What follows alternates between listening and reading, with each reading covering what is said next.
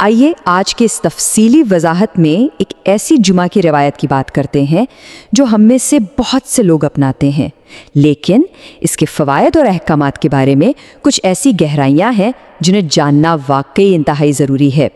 آج سورہ کاف اور اس کے حیرت انگیز اثرات پر مکمل روشنی ڈالی جائے گی۔ اب سب سے عام سوال جو اکثر ذہن میں آتا ہے وہ یہ کہ جمعے کی نماز سے پہلے پڑھیں یا بعد میں۔ یہ وقت کا سوال بہت کنفیوژن پیدا کرتا ہے، لیکن اس مسئلے کو حل کرنے سے پہلے یہ سمجھنا ضروری ہے کہ آخر اس تلاوت کی اتنی اہمیت کیوں ہے، آخر اس میں ایسی کیا خاص بات ہے۔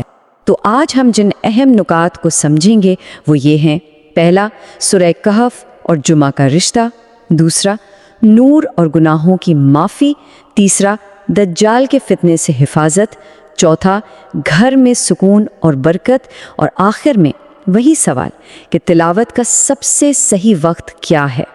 تو چلیے سب سے پہلے بات کرتے ہیں سورہ کہف اور جمعہ کے اس لازمی رشتے کی۔ دیکھیں، یہ ایک ہفتہ وار سننا ہے۔ ہر جمعہ کو سورہ کہف کی تلاوت کرنا سیدھا نبی کریم صلی اللہ علیہ وآلہ وسلم کی سنت سے جڑا ہوا عمل ہے، اور اس ہفتہ وار معمول کو اپنانے کا مطلب ہے دنیا اور آخرت دونوں کی بھلائیوں کا دروازہ کھول لینا۔ یہ کوئی معمولی بات نہیں ہے۔ اب آتے ہیں اپنے دوسرے حصے کی طرف جو روحانی روشنی اور گناہوں کی معافی کے بارے میں ہے۔ حضرت ابو سعید خدری رضی اللہ تعالیٰ عنہ کی ایک بہت ہی خوبصورت روایت ہے۔ اس میں بتایا گیا ہے کہ جو شخص جمعے کے دن سورہ کہف پڑھتا ہے اس کے لیے 2 جمعوں کے درمیان نور روشن کر دیا جاتا ہے، یعنی ایک مسلسل روحانی روشنی جو پورا ہفتہ حفاظت بھی کرتی ہے اور رہنمائی بھی۔ ہے نا حیران کی بات؟ اور یہ روشنی صرف اس دنیا تک محدود نہیں ہے۔ اگر ہم غور کریں تو ایک طرف دنیا میں رہنمائی کے لیے یہ 2 جملوں کے درمیان کا نور ہے، اور دوسری طرف حضرت عبداللہ بن عمر اور حضرت علی المرتضیٰ کی روایات کے مطابق قیامت کے دن یہ نور قدموں سے آسمان تک بلند ہوگا، یعنی اس کے فوائد دنیا اور آخرت دونوں جگہ شامل ہیں۔ اس کے علاوہ یہ ہفتوار معمول بالکل ایک روحانی ریسیٹ بٹن کی طرح کام کرتا ہے۔ 2 جمعوں کے درمیان ہونے والے چھوٹے گناہ اس سورہ کی برکت سے معاف کر دیے جاتے ہیں۔ ضرور غور کیا جائے کہ پچھلے 7 دنوں کا روحانی بوجھ پوری طرح ہلکا ہو جاتا ہے۔ اب بڑھتے ہیں تیسرے اہم پہلو کی طرف، یعنی دجال کے فتنے سے حفاظت۔ یہ ایک انتہائی مضبوط روحانی ڈھال ہے۔ ہم سب جانتے ہیں کہ دجال قیامت سے پہلے آنے والا سب سے بڑا فتنہ ہے، ایک ایسا دور جو دنیا بھر میں دھوکہ دہی اور آزمائشیں لائے گا۔ آج کے دور میں ویسے ہی اتنی آزمائشیں ہیں، تو آنے والے اس سب سے بڑے فتنے سے حفاظت کا انتظام کرنا تو بے حد ضروری ہے۔ اور اس حفاظت کا طریقہ حضرت ابو درداء رضی اللہ تعالیٰ عنہ کی روایت کردہ حدیث میں ملتا ہے۔ فرمایا گیا کہ جس نے سورہ کہف کی پہلی 10 آیات یاد کر لیں وہ دجال کے فتنے سے محفوظ رہے گا۔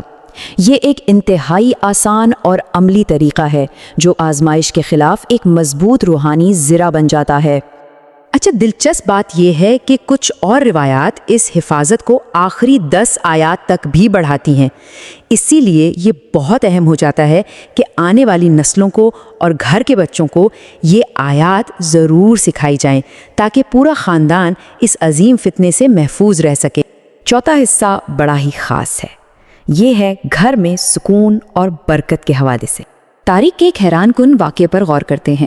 ایک مرتبہ ایک صحابی سورہ کہف کی تلاوت کر رہے تھے کہ اچانک ان کا بندھا ہوا گھوڑا بھڑکنے لگا۔ جب انہوں نے اوپر دیکھا تو پتہ چلا کہ ایک بادل ان کے اوپر سایہ کر رہا ہے۔ یہ واقعی ایک حیران کن منظر تھا۔ جب اس پورے ماجرے کا ذکر نبی کریم صلی اللہ علیہ وسلم سے کیا گیا تو انہوں نے وضاحت فرمائی کہ وہ سکینہ تھا، یعنی وہ بادل اصل میں روحانی سکون اور اللہ کی رحمت تھی جو سیدھا قرآن کی تلاوت کی وجہ سے اتر رہی تھی۔ آج کل گھروں میں بے چینی اور پریشانیاں عام ہوتی جا رہی ہیں کیونکہ اکثر جگہوں سے قرآن کی آواز ختم ہو چکی ہے، جبکہ دوسری طرف برکت والے گھر وہ ہیں جہاں مسلسل قرآن کی تلاوت سے اس سکینہ کو دعوت دی جاتی ہے۔ یہ موازنہ بالکل صاف بتاتا ہے کہ بے چینی ختم کرنے اور امن لانے کا اصل حل آخر ہے کیا؟ آئیے اب آخر میں اس سوال کی طرف آتے ہیں جہاں سے ہم نے شروعات کی تھی، یعنی تلاوت کا بالکل صحیح وقت کیا ہے۔ اسلامی کیلنڈر کو اگر دیکھا جائے تو جمعہ کا دن جمعرات کو سورج غروب ہونے سے شروع ہو جاتا ہے اور جمعہ کی شام سورج غروب ہونے تک رہتا ہے، یہ پورا وقت دراصل ایک کھلی ونڈو ہے۔ نماز جمعہ سے پہلے ہو یا بعد میں، اس مکمل دورانیے کے درمیان کسی بھی وقت تلاوت کی جا سکتی ہے۔